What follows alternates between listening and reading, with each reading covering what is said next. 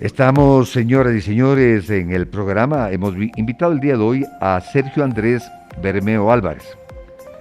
Él es arquitecto urbanista, investigador y docente de la Universidad Central del Ecuador, planificador y constructor de proyectos en su oficina de arquitectura como presidente ejecutivo de Artisens, compañía limitada.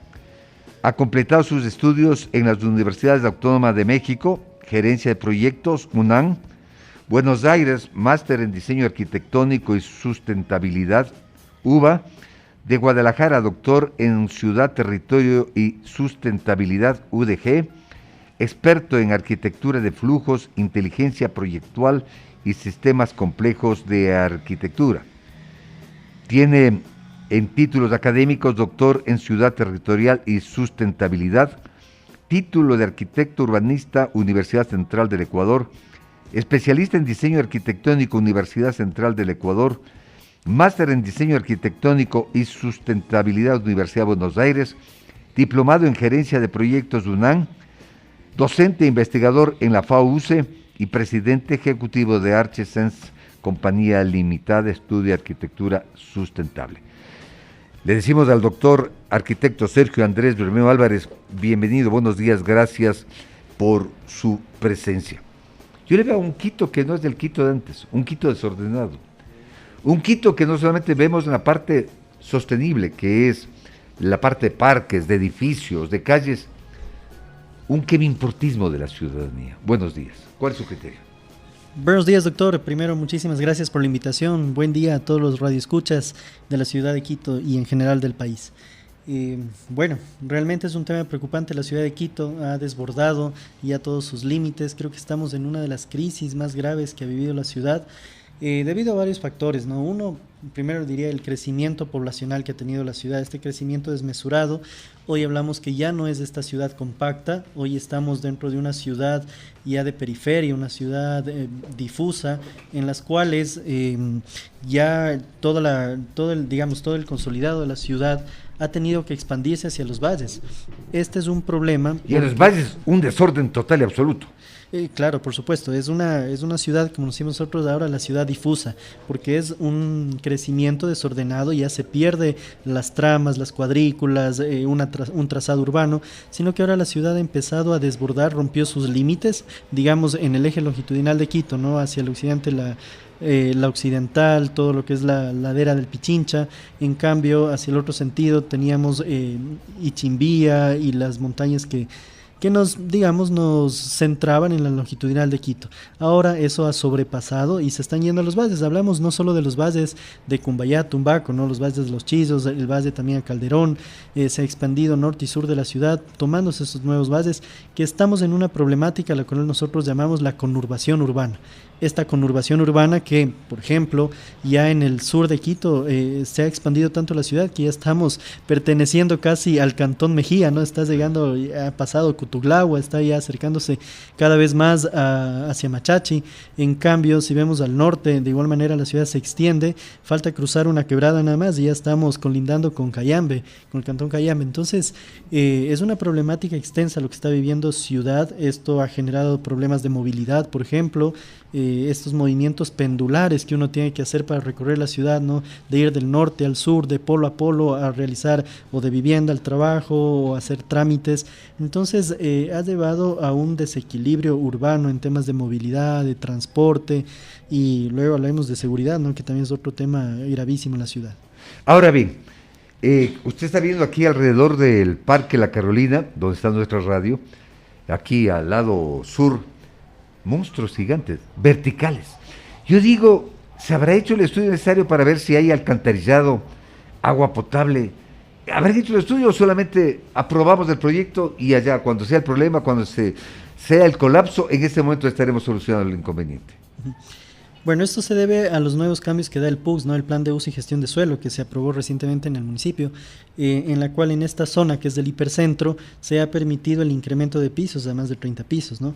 Sin embargo, claro, es algo que ya las empresas públicas tienen que irlo solventando, el tema de infraestructura. O sea, no es cuestión solo de crecer en altura, sino que también ver la densidad y la demanda que vamos a tener de población en estos edificios en altura, y algún momento van a saturar. Entonces tiene que irse dando de manera paralela, no es solo construir el edificio, sino que la ciudad también debe pensar en infraestructura. Es que está de acuerdo con mi preocupación, porque yo digo, aquí tenemos un edificio, no sé si es de 40 pisos, cuántos departamentos, oficinas.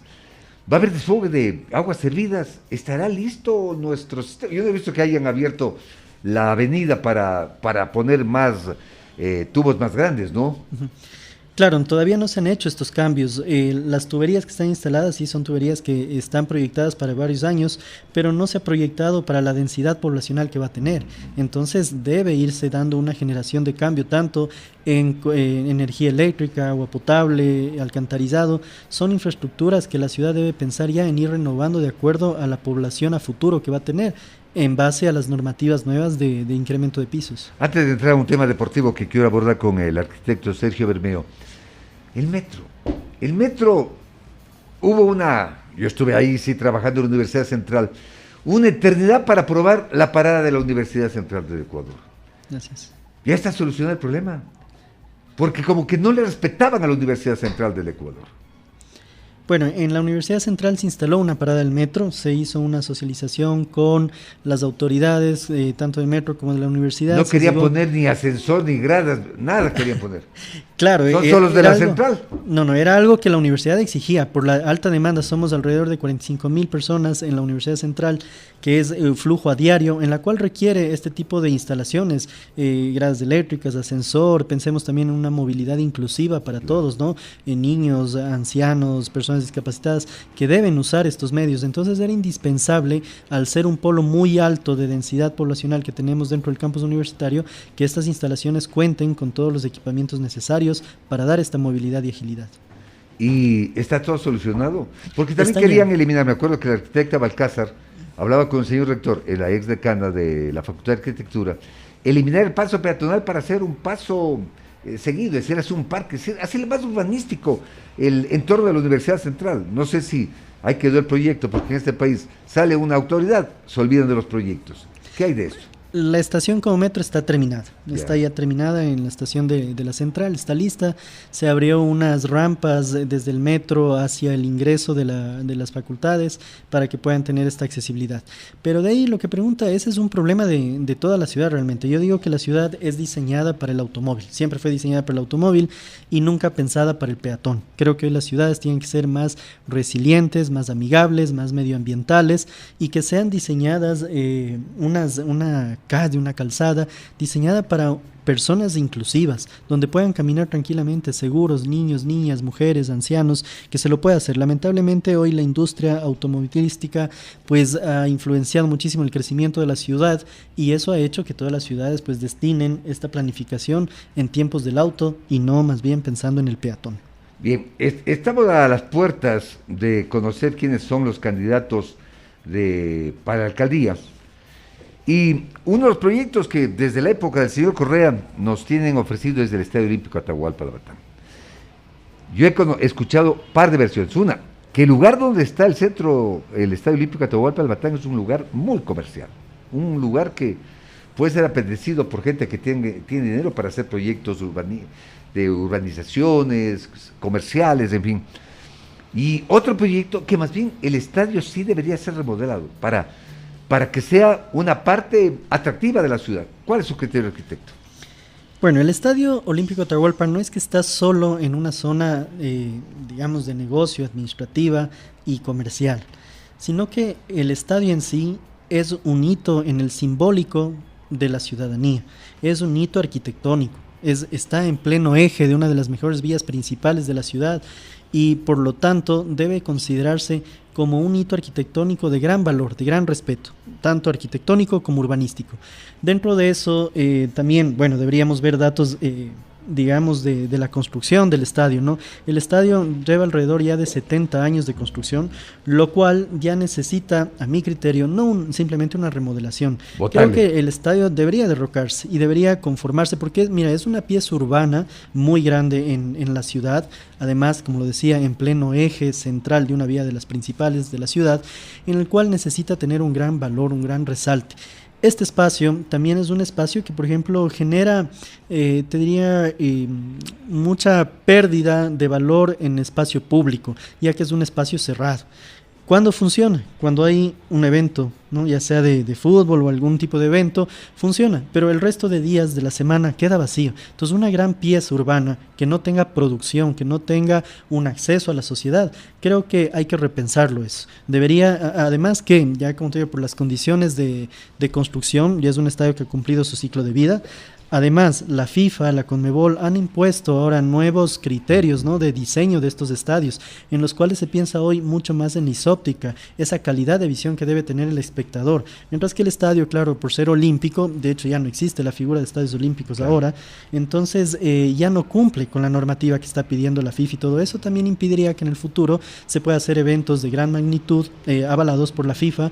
Entonces necesita nuevamente actualizarse, mayor número de espectadores, creo que es alrededor estaba diseñado para 45.000 espectadores, pero ahora soporta alrededor de 35.000 por el deterioro de la estructura. Ahora la FIFA está pidiendo que sea más de 60.000 y destinado netamente a los espectadores, las dimensiones de cancha, ya no tener la pista atlética, o sea, van cada vez que el espectador se acerque más al evento, a la cancha en sí. Entonces, el estadio debe ser reconsiderado, y aparte que no debería ser solo una función. El estadio, preguntar. Sí, deberíamos... Al arquitecto Sergio Bermeo, porque el proyecto actual de la concentración piensan hacer primero un gran parqueadero, incluso dicen que quieren, no, yo no le ubico cómo, la Simón Bolívar quieren hacer un paso o un túnel donde queden los carros debajo del Estadio Atahualpa, quieren hacer oficinas en la parte posterior y un centro comercial, es decir, lo que dice el arquitecto Bermeo, no ser espectáculo solamente cuando hay fútbol, sino darle vida a ese sector. Así es, hay que darle dinamismo. Es una pieza urbana tan grande que hay que darle dinamismo, porque volvería a suceder lo mismo. Pueden tener un estadio más bonito, más nuevo, pero igual, ¿cuánto tiempo lo utilizan? Un día a la semana, y el resto, ¿qué es lo que pasa? Entonces, darle esta multiactividad de funciones donde se pueda consolidar dentro de esta mancha urbana usos de vivienda, pueden ser temporales inclusive, vivienda temporal, oficinas, comercios, para que tenga el sector vitalidad. Creo que los alrededores del estadio debe reformarse la vitalidad urbana, el espacio urbano, la vida que se puedan compartir, que sea accesible, que sea un espacio público abierto para todos y todas, en los cuales pueda aportar a la ciudad. Es adecuado el lugar porque mucha gente dice, más bien, debería eliminarse el Estadio Atahualpa para que no sea una congestión. Vuelvo a lo que dijo el arquitecto Bermeo, que no se puede pasar los vehículos. ¿Ese estadio debe ser ahí mismo el estadio? Una pregunta. Y segunda pregunta, alguna vez que yo decía que el estadio debe votarse, me llamaban arquitectos, o un arquitecto sobre todo, diciendo que la visera debe ser considerada como un patrimonio, yo no sé, es cultural de la humanidad, ¿qué diablo será? Porque es una obra, pero especial, pero digo, bueno, puede haber sido una obra, pero hace 70 años. No van a dejar ahora el estadio bien bonito y la visera ahí. ¿Qué dice el arquitecto usted? Sí, bueno, el estadio en sí no está inventariado, entonces no forma parte del inventario, desde luego es un patrimonio en el imaginario de los quiteños que tenemos aquí en nuestro estadio, pero creo que hay que sopesar varias cosas, o sea, tener una infraestructura que por más estética que haya sido representativa en su momento, necesita ya ser evaluada, y necesita por la ciudad, no solo por el tema del fútbol y el estadio en sí, sino que creo que la ciudad merece más aporte, tener un área que pueda dinamizar inclusive la economía, el espacio público, ser incluso un estadio, ahora la FIFA también lo coloca, estadios ya más sustentables, que cumplan normas de coeficiencia, normas ya medioambientales. Entonces creo que es una mancha en la cual se puede trabajar mucho ahí. Obviamente hay que ver los temas de movilidad, hay que dar parqueaderos para no saturar este espacio, pero es importantísimo porque todo este eje se ha vuelto lleno de centros comerciales, pero que son centros privados. Lo que necesita la ciudad son espacios públicos, abiertos, de libre acceso para todos. Y esto, como una mancha urbana, sería un gran aporte a la ciudad que nos pueda compartir con todo este dinamismo que puede tener.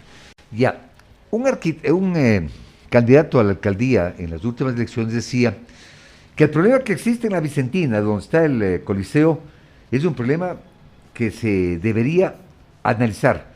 Votar el Coliseo General Rumiñahui y todas las instalaciones de la concentración deportiva de Pichincha para que haya un flujo, vuelven otra vez a los vehículos, y todo ese centro deportivo pasarle al Parque Bicentenario. No, bueno, yo tengo el criterio que esto de ir eliminando para hacer pasos al auto, eso no va a solucionar realmente el problema de movilidad de la ciudad. El tema de movilidad no es abrir más carreteras, más puentes, pasos subterráneos. El tema de movilidad es crear una cultura de movilidad inclusiva, dar un incentivo al uso del peatón, al uso de movilidad alternativa. ¿Y el metro? ¿No debería ser incentivo el metro? Sí, exactamente. El metro, el trole. Sí, exactamente. Los sistemas de transporte masivo, hablemos así, los BRT, esos son los que deberían potencializar la movilidad. Para eso, Quito debería tener como una especie de anillo central hasta donde pueden acceder el vehículo particular.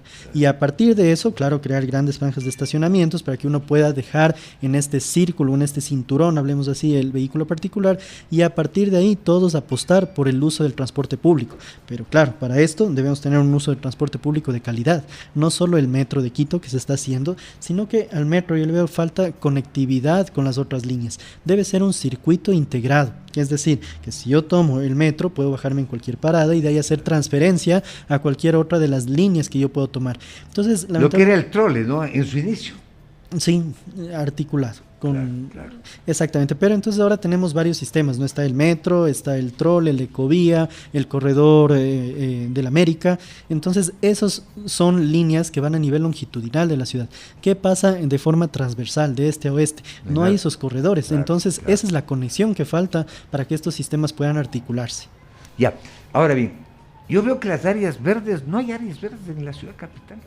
Este parque aparentemente es verde, pero para mí le falta. El Parque Bicentenario es aeropuerto. Bueno, dicen que han sembrado árboles, que obviamente los árboles se demoran en su crecimiento, pero no hay áreas verdes. Las casas, delante no hay, como en otros países, que todo, delante de una casa siempre hay un árbol, en fin.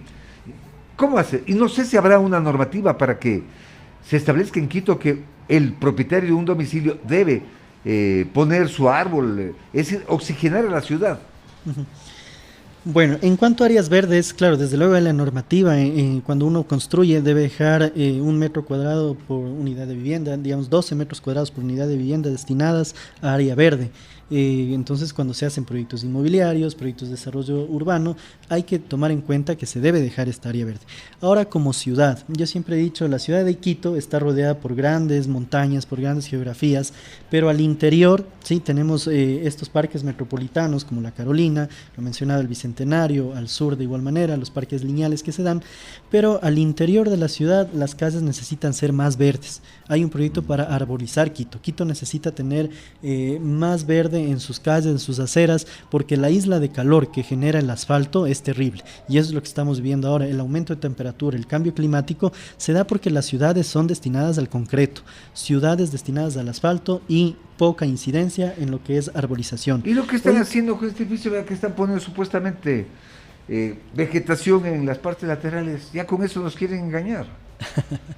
Bueno, es parte de los diseños, ¿no? Diseños ecológicos que puedan bajar la isla de calor, puedan tener una temperatura confortable al interior. Sin embargo, no es cuestión, a veces lo topan este tema como que las plantas son adornos, nada más, claro, adornar la fachada, y no es adorno la fachada. Realmente uno cuando diseña tiene que ver inclusive dónde ubicar eso, porque no es lo mismo generar, por ejemplo, quebrasoles de soles en los cuales deben estar orientados de acuerdo al recorrido de sol, pero muchos diseñadores, digamos, lo toman como algo estético, donde protegerse del sol, donde poner una fachada verde, les da igual si es en la fachada norte, sur, este, oeste, y así no lo es. Hay que trabajarlo esto no únicamente como algo estético, sino que debe ser técnico. Debemos saber cómo utilizar estas herramientas de arquitectura bioclimática. La prensa informaba que el colectivo intentó tomarse 100 hectáreas del Parque Metropolitano de Quito. El municipio de Quito alertó que el colectivo Comuna Tanda Pelileo cavó zanjas para apropiarse de un área de parque aduciendo que es de su propiedad. El jueves 25 de agosto del 2022, el colectivo denominado Comuna Tanda Pelileo intentó apoderarse de 100 hectáreas del Parque Metropolitano Huanhuiltaga, ubicado en el norte de Quito, según lo denunció en un comunicado. Dice que esta tierra les pertenece por herencia ancestral. Todo debe pertenecer, porque ¿quién pobló este terreno? Primero fueron los indios, los indígenas. Entonces, ¿qué dice la academia? Porque la academia no se pronuncia, a mí me desespera.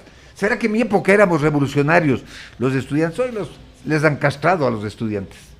Sí, bueno, aparte ese es uno de mis proyectos que estoy haciendo en la gestión como decano, es desde la Facultad de Arquitectura que vuelva a retomar ese buen nombre que tenía en la ciudad, que ahora la postura Era como prestigio academia, la Facultad de Arquitectura. sí, siempre ha sido el alto prestigio que tiene, es la primera Facultad de Arquitectura en Quito, Era en la antes, Universidad no, creo, Pública. Estamos teniendo una alta calidad académica, la renovación de planta docente que se ha hecho también es una buena calidad. Lo que le ha faltado es se ha desarticulado, digo yo, la academia de la ciudad, de los problemas reales de la ciudad. Lo que yo les he propuesto es todo lo que hacemos, investigaciones, los trabajos de los estudiantes, que no queden solo puertas adentro en la universidad, sino que deben estos generar aportes a las comunidades, a los barrios, a los territorios, y eso es lo que estamos haciendo, la academia que se acerque cada vez más a la ciudad. Hoy hemos hecho muchos acercamientos, digamos, con el municipio y ciertas digamos, instituciones públicas y privadas para que tomen en cuenta la voz de la central, la voz de la Facultad de Arquitectura. Nosotros como planificadores y diseñadores tenemos varios estudios que pueden aportar a la ciudad. De hecho, uno de los estudios que lo hemos hecho a través del Observatorio de Territorio, Hábitat y Producción, que es el OPTE que tenemos en la Facultad de Arquitectura, ha servido para implementar en el plan territorial de Quito. Es decir, que es una de las primeras propuestas salidas de la academia que se ha convertido ya en política pública que aporte a la ciudad. Estamos trabajando también con un proyecto que se llama, a propósito de esto de las áreas verdes, la trama verde y azul. Quito necesita tener esta red de conexión verde, como les decía, no solo son los parques metropolitanos aislados, sino generar un recorrido, una trama verde alrededor de las calles. El arquitecto Carrión, que hizo un proyecto donde participaron varios estudiantes y docentes, y creo que ganaron 2 o 3 premios de la Universidad Central, que era un corredor pero de sur a norte, pero salió el arquitecto Carrión y ahí murió el asunto. Lamentablemente son los temas políticos, ¿no?, que se quedan ahí, pero ¿Usted estaba de acuerdo con ese proyecto? El corredor, sí, de la 10 de agosto, claro, es un corredor que dinamizaba y conectaba, pero no solo es ese corredor, debería ser en general una articulación, una red de articulación con vías principales, secundarias, que vayan tomando esta trama verde y lo mismo la trama azul. Por ejemplo, uno de los criterios, todo lo que son ríos de hidrografía de Quito, ¿no? Entonces, quebradas, por ejemplo, en las quebradas... Sí, volver a limpiar, volverles a hacerles las aguas... Sí, hay que recuperar todo el agua de Quito, el agua de las quebradas, los ríos, los afluentes en general que tenemos, pero recuperarlos pensando que es un borde de protección natural, porque muchos de los criterios es, a ver, tenemos una quebrada, recuperemos, hagamos un parque lineal, y no se trata de llenarnos, exacto, no se trata de llenarnos de parques lineales, sino de concebir que la quebrada es una protección natural de la ciudad, es como nuestras venas, ¿no? Sobre nuestras venas circulan sangre, y el momento que yo a una vena le empiezo a decorar haciéndole una vena de parque lineal, ya no va a responder como en sí, ya no va a pasar la sangre, y es así como debemos entender esta trama biótica que tiene la ciudad. ¿Usted hicieron algún estudio? ¿Qué pasó en el aluvión? Yo trabajé en el ministerio, en la empresa de obras públicas, cuando la empresa de agua potable hizo unos grandes, yo llamo piscinas, no sé cómo se llama técnicamente, pero enormes, de manera que si había un aluvión caía el agua ahí y minimizaba no sé si limpiaron, no limpiaron, se descuidaron. Se hablaba de que el actual alcalde tenía interés en hacer una especie de cementerio, alguna cuestión por ese sector. La Universidad Central, la universidad tiene que escuchar su voz. La Central, yo insisto, yo me gradué en la Universidad Central, yo soy orgulloso de la Universidad Central de Ecuador, pero tiene que hacerse escuchar la voz.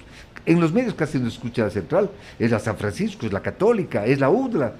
Pero la Central no, la Central tiene que volver a tener su protagonismo. Ustedes han hecho un estudio, han detectado qué es lo que pasó definitivamente en ese aluvión. Sí, nosotros formamos una primera brigada, fuimos de las primeras universidades que estuvimos ahí en territorio viendo el tema del aluvión. En lo personal también estuve ahí dentro de esta comisión que se investigó y fuimos a ver qué es lo que sucedía.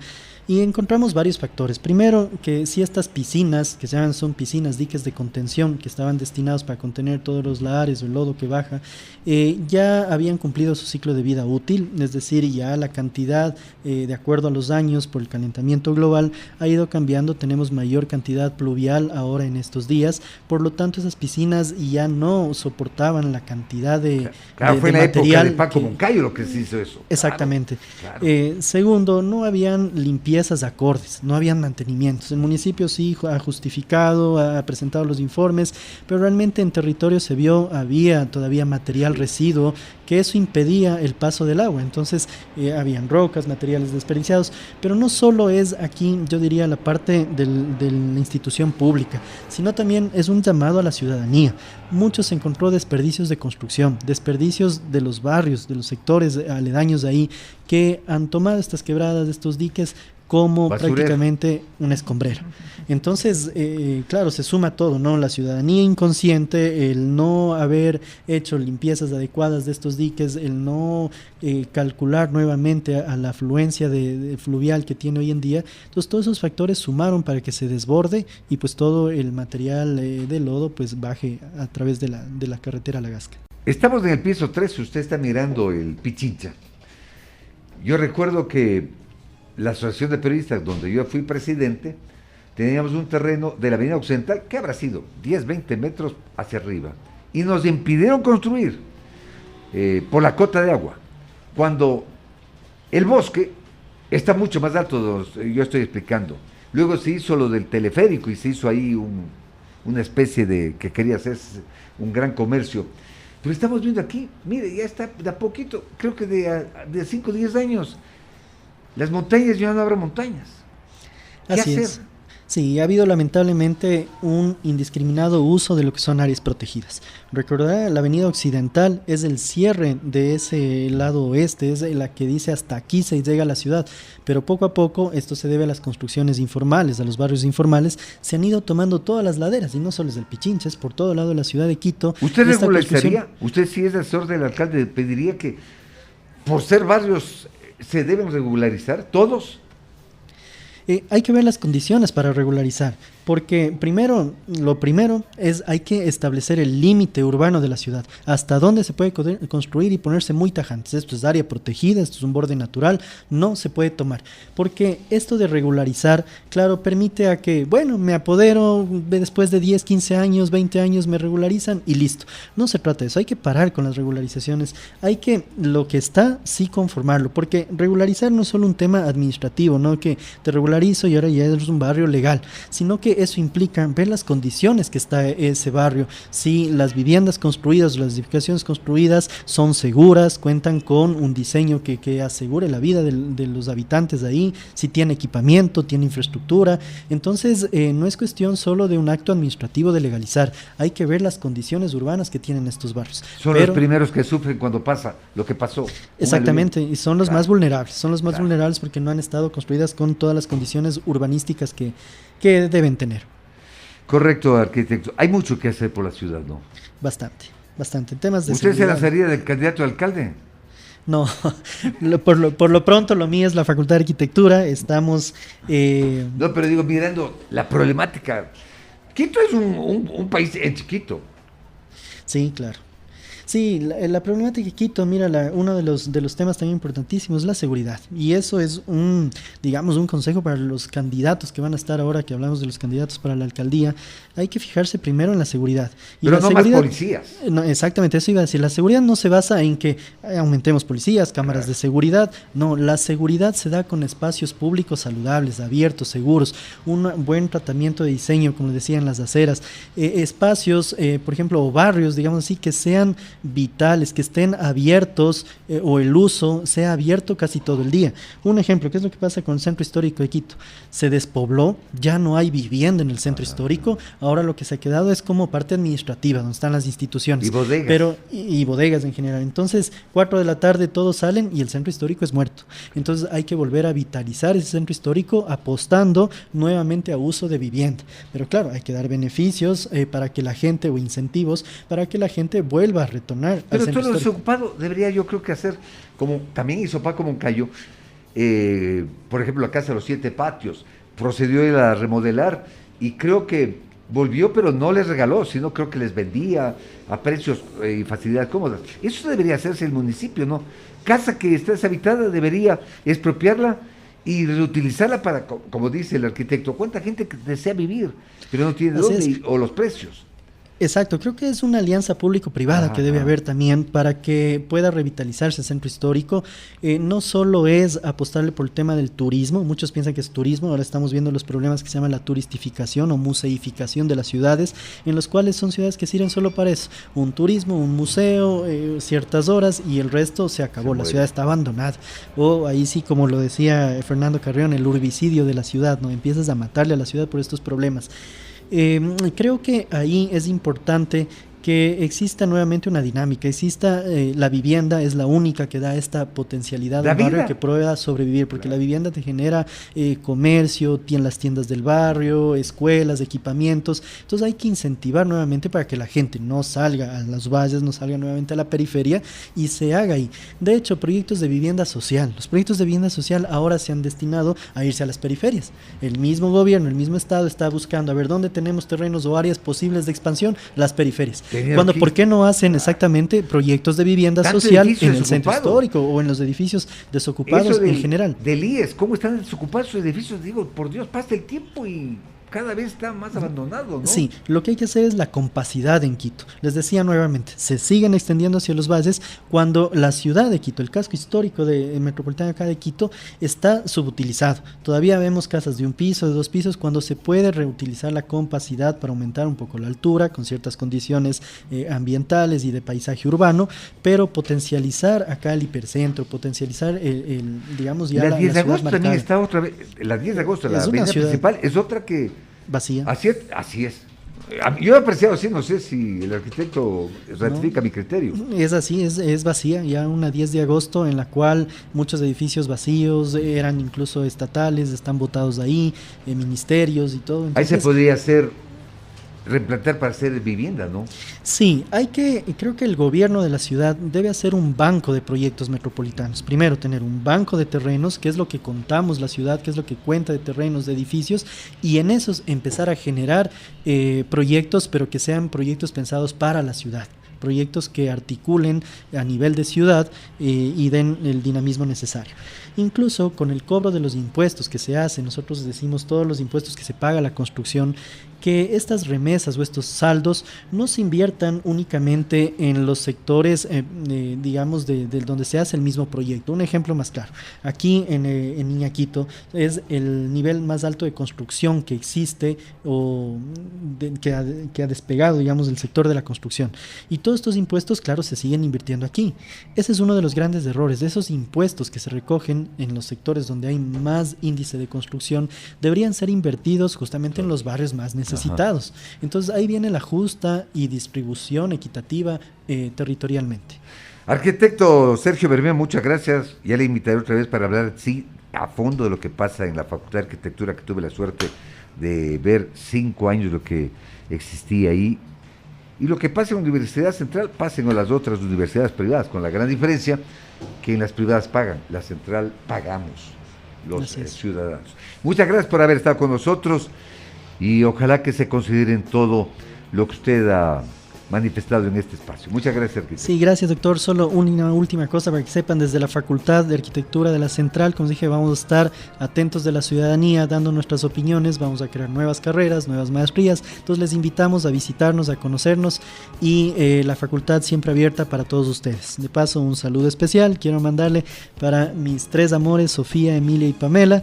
Y, mujeres, así soy, bendecido con mis 3 amores. Y el día de ayer me acaban de dar una noticia, en la familia viene otra niña en camino, es Luna, entonces bienvenida. ¿Y usted a qué horas desde Carlos está haciendo solo guaguas? Dígame, ¿hacen casa abierta ustedes? A propósito, hay muchos chicos que hoy con tanta oferta de estudios no saben qué profesión hacerlo. En mi época sabíamos 5, 10 profesiones de punto. ¿Hacen ustedes una casa abierta? ¿Bien planificado? Sí, estamos proponiendo. De hecho, nosotros llamamos al concurso Medalla de Oro, los mejores proyectos de la Facultad de Arquitectura. Los vamos a exponer no solo en la facultad, vamos a hacer que la facultad se tome la ciudad. Vamos a ver ciertas instancias, ciertos lugares, espacios públicos donde se puedan exponer todos los trabajos intelectuales de los estudiantes y también de los docentes, muchas investigaciones. Y hay muy buenos trabajos. Yo cuando hacía los grados, yo me quedaba perplejo el talento que tenían los estudiantes, que lamentablemente hacían trabajos para ciertos cantones, ciertas provincias, y quedaban con ustedes en el archivo.